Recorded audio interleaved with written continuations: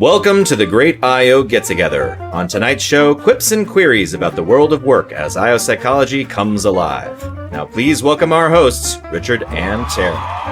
Welcome everyone to Great I.O. Get-Together number 29. My name is Richard. This is my co-host Tara. We are exploring chapter 3 of our textbook today, Research Methods for I.O. Psychology. And this chapter is all about research strategy. So to help us understand how to make good research strategy decisions, on the show today, we have Dr. Enrica Ruggs, Associate Professor of Management at the University of Houston, and Dr. Larry Martinez, the A. Dale Thompson Endowed Chair of Leadership in the Psychology Department at UT Arlington. Welcome to the show. Thank you. Yeah, thank you for having us. Well, we're very excited to hear from you both today about this topic. Thanks so much for joining us. So maybe to get us started, can you tell us about what you've been working on lately? Larry, you want to go first? You go first. I love that. Okay. So many exciting things going on right now. One of the things that I think I'm really excited about is actually a theory paper. So I'm not sure how exciting that is for this book, but it's an integrative conceptual review looking at diversity signals and all of these different signals that organizations send that are sometimes viewed as performative by people. And why don't these signals become viewed the way that people want them to be? So we created this very cool model, I think, integrating signaling theory and attribution theory to sort of test what are the boundary conditions that influence when information asymmetry is reduced. So this idea that an organization sends a signal and people actually are like, oh, okay, they do care about diversity in the way that we want them to care about diversity. So we like it, we're happy, all of these things, versus they send a signal and people are like, we don't really see that as in line with what you do. So maybe they see it as a misalignment of values and actions, or they see it as performative or inauthentic.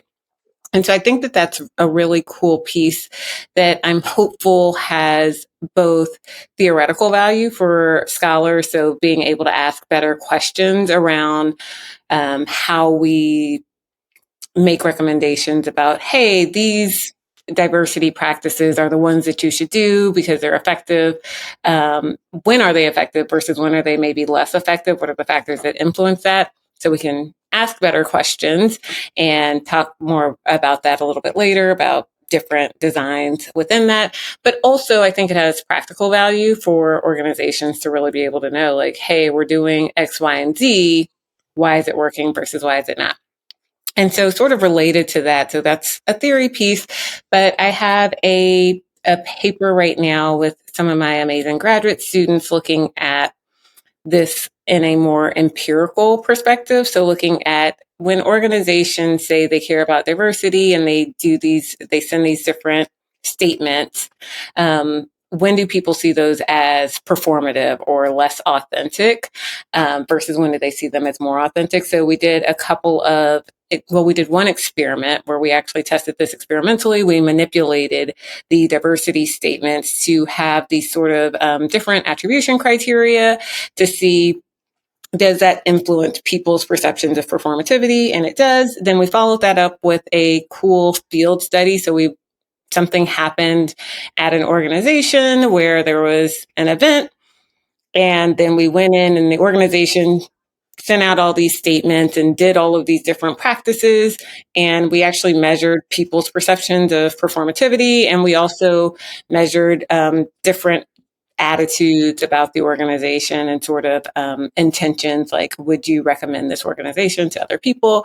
And then we followed that up with a survey to employees at different organizations. So using Prolific, so looking at how perceptions of performativity may be related to job attitudes and other things. So using multiple time points early on. So those are a couple of things that I'm working on that I am finding interesting right now. Awesome. Thank you. How about you, Laurie? What have you been up to? I guess I should talk about my work on allyship. That's what I've been doing the most of recently. We did a lot of basic studies just to understand what allyship looks like in a workplace context, sort of building out the taxonomy of what it is, how it's done, when it's successful, when it's not successful, and that kind of that turned into a training, an intervention that's sort of a workshop that addresses some of the do's and don'ts of the research that we did before, so we can train people to be better allies for one another. And what we did most recently was a randomized controlled trial where we had one group of people take the allyship training, another group took a control training, which in this case was actually just a traditional implicit bias training, so not a true control condition, but another sort of treatment. And the idea is that the allyship training should have a better impact on trainee reactions than the implicit bias training. And we're still analyzing those data, but that seems to be the case with what we've seen so far. So that's good. A lot of the other stuff that we've been doing, we have a meta-analysis on confronting prejudice. It's kind of related to the allyship stuff. It's not all workplace specific confrontations, but that's the nature of that project. And then a lot of the other stuff that we've been doing has been really just understanding the experiences of different types of employee populations that don't get a lot of research attention. So we've done a lot of work with farm workers in Oregon, mostly Latino, mostly immigrant populations. Those interviews and focus groups we actually did in Spanish. So that was an interesting thing that we had to sort of figure out how to do for the first time. And then a lot of my students are really interested in neurodiversity. So sort of looking at how that identity and those characteristics related to neurodiverse identities play out in the workplace, and from lots of different perspectives, from lots of different sort of angles, right? So those are kind of the main highlights of what we're up to lately. One of the things you mentioned is that when you're designing an experiment, it's always tricky to choose the right kinds of comparisons and controls, right? Because it changes so much about how you interpret what you find. Is there anything else you can tell us about, how you approach that task of deciding what kinds of comparisons make sense? Yeah, I kind of struggled with this quite a bit, actually. And I think this was supported by a grant. And when I wrote the grant, I think what I wrote into the grant was that the control condition would actually be some other type of thing, right? Like a leadership training or Excel training or something like that. But one of the things that's kind of difficult to do and kind of throws a wrench in a lot of the research that I know Enrica and I both do is when we're working with organizations and with community partners, you don't always get to do exactly what you want. So these data were collected as part of an organization, a program called EcoCar, which is run through the Department of Energy and sponsored by GM. And it's basically these universities can apply to be a part of the program. And if they're selected, they're given a car, like a traditional gasoline car. And then they take 4 years. It's a 4-year competition to convert that car and make it more eco-friendly. And there's emissions tests throughout. So that's sort of the population. And we got access where we could come to their quarterly workshops and do the trainings because DEI is a big initiative with a lot of these government organizations right now. So that's what we did. And we didn't feel like having an Excel training or some other type of non-DEI training was appropriate. And that's not what they were interested in. They wanted everybody to get better at DEI. So I was lucky I got my coworker, my colleague at PSU, Tessa Dover, to construct sort of a dummy. It's well constructed, right? She's an expert in diversity training and backlash to diversity training in particular. But we constructed an implicit bias training that we thought also would be good. And the results seem like both are good, but we are seeing a small incremental difference. So it's a big risk because it's like, well, these both should work. And this is a grant and I'm kind of staking the grant working on this new training being better than whatever the comparison is going to be. So it would have been a lot easier just to say, yeah, it's better than this other training that has nothing to do with DEI. But we wanted, at the end of the day, based on the situational constraints and I don't know, I guess just my personality, like, let's go for it and see if we can get incremental effects over and above what most people think is the gold standard. Let's try for that. So it's a difficult decision. So much of being a good researcher is about keeping your eyes open and adapting and following those interesting threads when they present themselves to you. Enrica, How does this process potentially look different, though, when you're working on federally funded research and you've submitted a proposal in advance that says, I'm going to do XYZ? Does that limit your ability to do that? Or are there still ways that you can sort of adapt once that plan is in place? Yeah, yes and no. I mean, I think that the sort of beauty of having federally funded work is that it really forces you to think up front about the big picture of the research that you're trying to do. And in some ways, thinking a little bit more carefully about like the design. But it does get tricky if you have multiple studies over time that you're trying to build from one another. And so, like Larry was saying, if you have a study where maybe you're trying to do, I have a federally funded grant right now where we are doing some interviews to look at what are things that managers and leaders can do to help foster psychological safety in the workplace, particularly for women of color. And the idea is that we're going to develop an intervention based on the data from the interview studies. So we're interviewing employees and managers.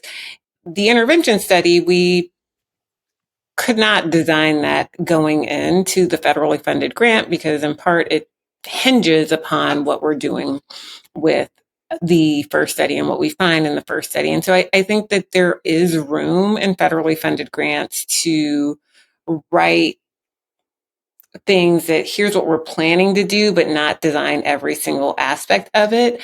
But if you do have pieces that are designed, you generally want to try to stick to it. If you can't for a variety of different reasons, so all sorts of things happen. Maybe you can't get access to the population that you're trying to get access to, or the equipment that you need, or something else happens where it just doesn't make sense, then it's always important and good to reach out to the program officer and say, here's what we're thinking. Here's why we're thinking we might need to change this aspect of the study, and working with that person to see like what makes sense and how can you change it, or if you need to direct funds in other areas, thinking about how you can do that where it's still in line with the grant that you have, or perhaps they might say like, nope, you absolutely can't do that, and then you have to think about what that looks like, and maybe it's that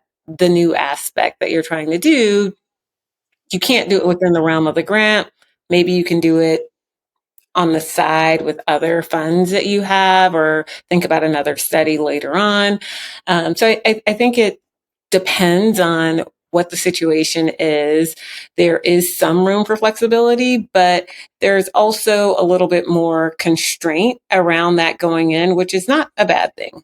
Well, I think every student working on a dissertation who runs into a roadblock is going to be really comforted by the news that happens no matter where you are in your career, that things sort of come up that are unexpected, and the best research sort of turns that unexpected surprise into something valuable. When you're reading the literature and you're reading an exploratory paper, what are the signs of quality that you're looking for? Like, what sets a good exploratory paper apart from a sort of mess? I think one thing that sticks out for me is a lack of theory. So, like, I'll read papers that are exploratory in nature, and that's in and of itself just fine. But there's not that conversation with, and here's what this means, and here's how this impacts what we know about this phenomenon generally in the literature. So without that, it kind of feels like a book report. It's like, here, we found all this stuff, and here's a list of all the stuff we found. But without that conversation of like what it means and what we should take away from that, and how we should maybe think differently about this phenomenon, that I usually push papers that I'm reviewing back and say, like, this is not really science in the sense that we are learning anything. You need to sort of contextualize this in a way that makes sense given the body of knowledge that we already have. Yeah, I would absolutely agree with that. I think, thinking about what is the contribution, and contribution can look different. So I think being in a management program and looking at some of our top organizational science journals, we talk a lot about making a theoretical contribution, which may or may not come from an exploratory paper. And I think it's fine if you're not making a theoretical contribution, but still being able to speak to the literature in terms of like, what is that phenomenological contribution that you're making? Or even if it's as IO psychologists and doing work, if there are more practical contributions, still being able to speak to that contribution in a way that ties it together into the literature to help us understand what are the research questions that we can now ask from this work, I think is really important. Well, it sounds like you're saying that you have to be an expert first in order to know what kind of exploration makes that meaningful contribution to a literature, that just setting out and describing the world isn't really going to get you there. So are you thinking about exploratory and qualitative in the same breath, or can a quantitative paper be exploratory? Are there any differences between what makes a good exploratory, quantitative, and qualitative paper? Yeah, I don't necessarily equate exploratory with qualitative research, right? I think that you should look at your research question, and your research question should really drive your design and your method. And so there are some things that are exploratory, having qualitative work really can help with exploratory questions because we're trying to understand a phenomena. But if you dig into the literature, exploratory doesn't mean just go and start asking people questions. You still should be conducting a literature review to understand what are the things, what are the constructs or the ideas or the theories that may be connected to this phenomena of interest. Even if this exact phenomena hasn't been studied, what can the literature tell us that we can ground our study in? And you may find that there might be some type of quantitative exploratory study that you might want to do. So that could be a survey, for instance, right? That sort of measures people's perceptions or attitudes or whatever the phenomena of interest is, in ways that allows you to look at relationships or things like that, that then you could follow up with other types of work. So I don't necessarily think that exploratory has to mean qualitative work, but really your design should be driven by your research question, number one, and then taking a look at the literature to help you understand how do I couch what I'm doing in what is known and a good solid foundation. Yeah, let's underline that time lags don't magically demonstrate causality.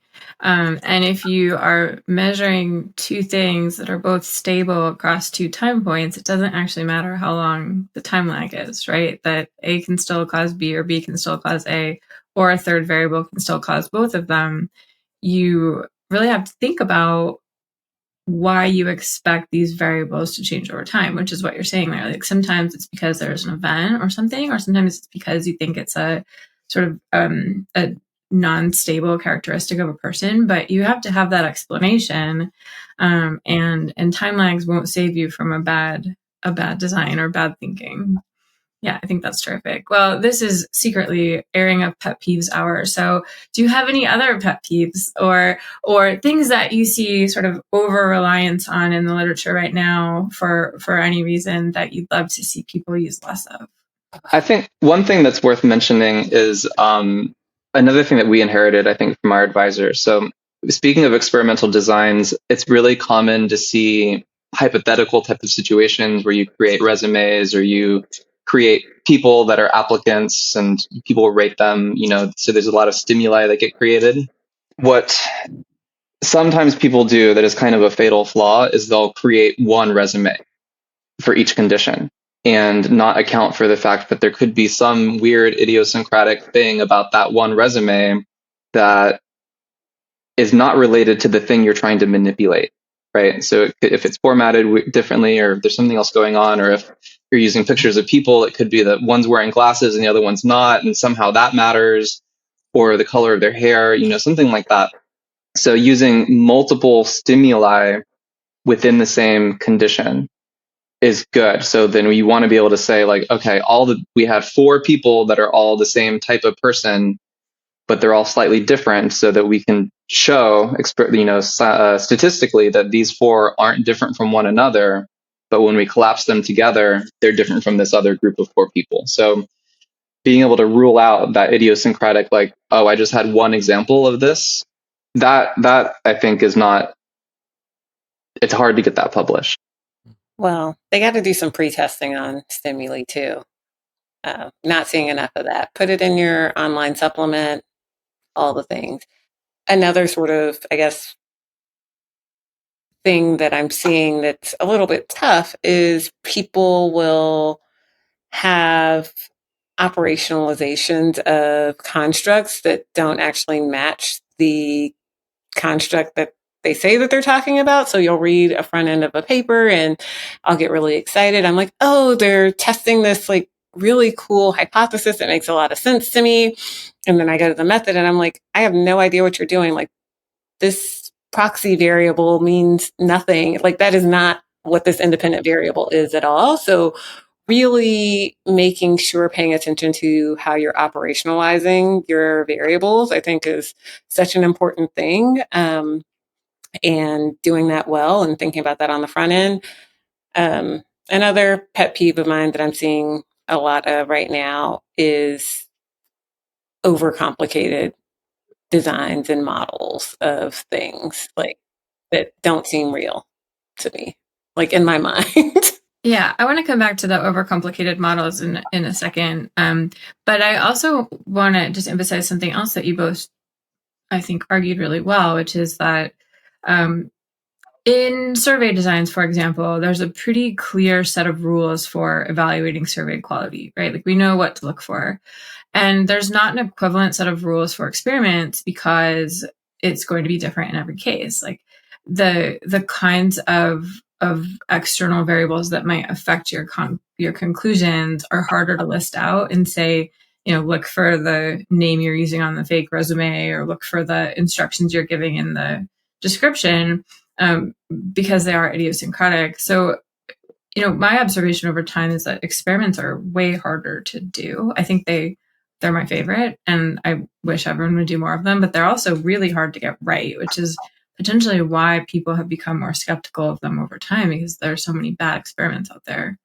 Yeah, I think, like I said, you really have to pretest your stimuli. And sometimes that means you pretest it and you have to go and make changes to the stimuli based on the result. And then that doesn't mean just go out and run your experiment. Now that you've made changes, you need to pretest those again to make sure, like, am I capturing or manipulating the thing that I'm trying to actually manipulate? Am I manipulating that thing in something else? Or am I manipulating a completely different thing? Am I accidentally influencing an attitude or perception that I wasn't intending to? So adding valence to a stimuli that I wasn't intending to. So like Larry said, maybe red hair like triggers something for people that we weren't intending to trigger for people. So really thinking about, when I say pretest, it's not just like a one-time thing. It's really looking at those stimuli, thinking about it, and going back maybe a couple of times until you get it right. Yeah, that's really great advice.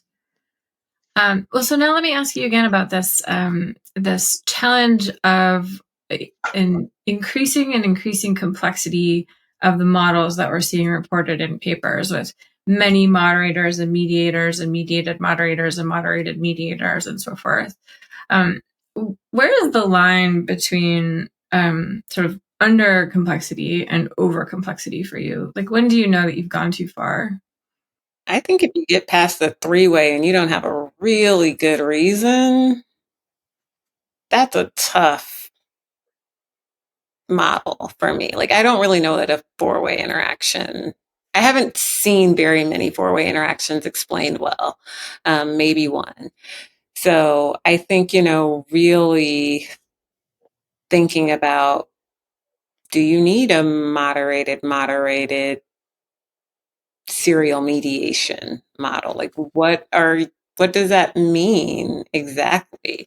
And what's the question, really going back to what's the question that you're trying to answer? And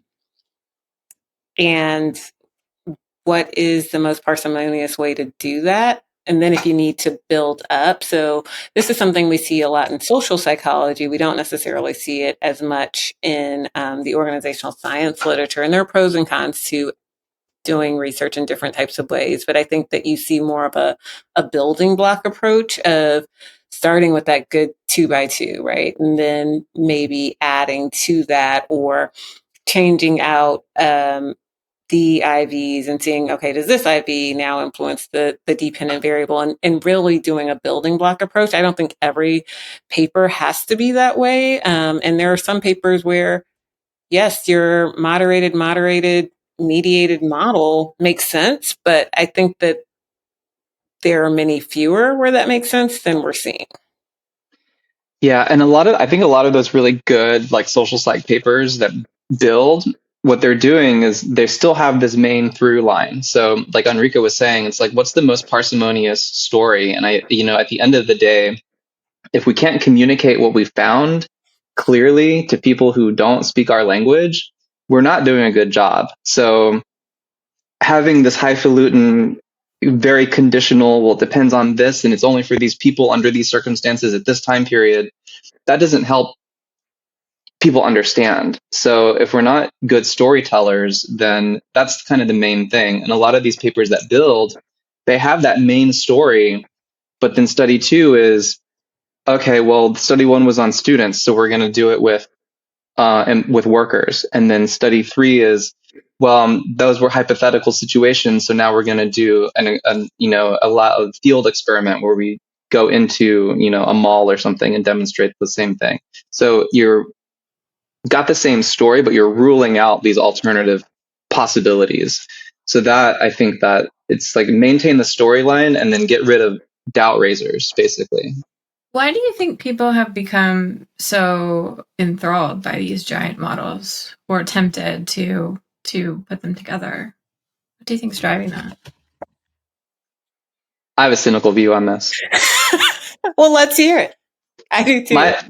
Sometimes I'll read these models and it's like they've thrown everything in. They've measured tons of different things and then they found these correlations and created a model. And I think in a lot of times it's kind of like p hacking. It's like, okay, well, this is what was significant, so therefore this is what the story is. And this is a controversial sort of thing. I think that sometimes we should allow ourselves to have an exploratory, open-minded sort of frame of mind where if we see something that we weren't expecting that is a correlation and then you sort of pursue that, that's okay. And I know not everybody kind of agrees with that, but I think if you're just throwing everything in because it's significant and not thinking about the theory and not thinking about what it means and not thinking about the new insights that might generate, that it seems like you're just capitalizing on the fact that you got good correlations, and it doesn't, again, you're losing the narrative of what this actually means.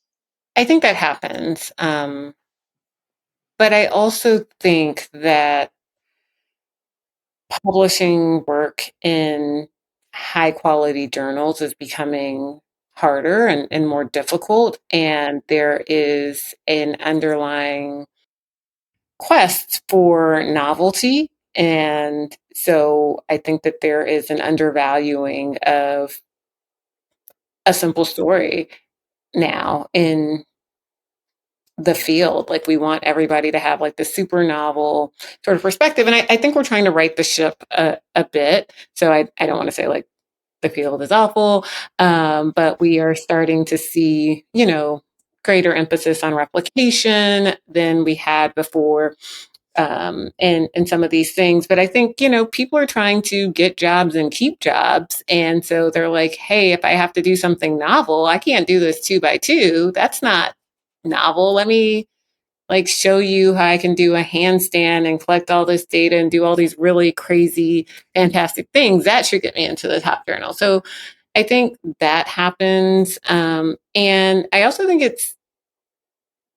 it seems easier anyway. Like physically easier to analyze some of these things. Like, I am a fan of process. I think the macro is great, but I also think it makes it much easier for people to say, like, hey, I can do this really complex model. And now they have like the little drop down thing, and like you just drag and drop the variables and just say, like, I'm going to do model 57, boom, and it spits something out, which is a lot easier than if you had to do this in other programs back in the day, which some of us may or may not remember. Well, you're identifying a lot of really important incentives in the field that can drive, behavior that doesn't move the field forward in a way that we want to see if we want a trustworthy and robust science. I absolutely agree that if you are scratching your head how to make a contribution, the easiest thing to do is take some model that someone else published and add a new moderator to it somewhere and say, like, well, it depends on my new moderator. That's very important and special.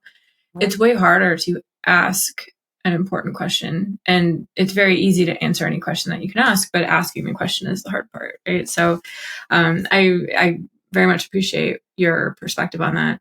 By the way, I did not know that you were both Mickey students. That explains a lot. A lot. All the things. Oh, that's great. Well, so maybe just to wrap us up as a last question, what are some of the go-to reading recommendations that you like to offer to your own students, or the ones that you consult for yourselves when you're designing a study and you're thinking about what the best design might be? So it really, really depends, because in our work, we start with okay, like you said, like, what's the question we want to ask? What's the phenomenon we want to understand better? And that can take you in any number of different ways with respect to how you then answer that question or even ask the question. And one example that comes to mind, we were trying to do a study on gender identity. So we had stimuli that ranged from really gender non-conforming to really gender conforming. So we had pictures of people who actually had undergone, a gender transition in real life, with different pictures along that timeline. So, and sometimes they looked more masculine, and sometimes they looked more feminine. And in between those two sort of endpoints, there's the middle, right? The in-between time. So what our hypothesis was that to the extent that you were further away from these traditional gender norms in terms of presentation, you would experience more discrimination. But to do that, we had to come up with a metric of gender norm violation. And measuring that turned out to be a really difficult thing, because it's sort of, you're measuring the extent to which you're different from these two extreme endpoints. So it was something that I'd never thought of before, something that I'd never encountered before. And what it turned into was just me and my friends kind of like on our back window with dry erase markers, writing out equations, thinking about like, well, if we did this, and then if we took the absolute value of that and divided it by this and reversed this, and we figured it out eventually. But that's kind of an example of like, okay, here's a phenomenon that's like the extent to which you differ from these two endpoints matters, and calculating that and then operationalizing that into a measure was something that we had to like really think about. So yeah. Sounds like Larry is going to be sending us some moderated multiple mitigations coming soon. No, it's still a simple story. But the metric was like, okay, the extent to which you don't adhere to either masculine or feminine norms. I love that. Well, we always say that there is no perfect method, because what we're trying to do is accumulate science across different studies. And I think both of you are such phenomenal examples of using different methods depending on the question and building on the insights that you generate. I'm really just delighted to have you both here. This is a fun conversation, and thank you so much for making the time. Thank you. Yeah, thank you again.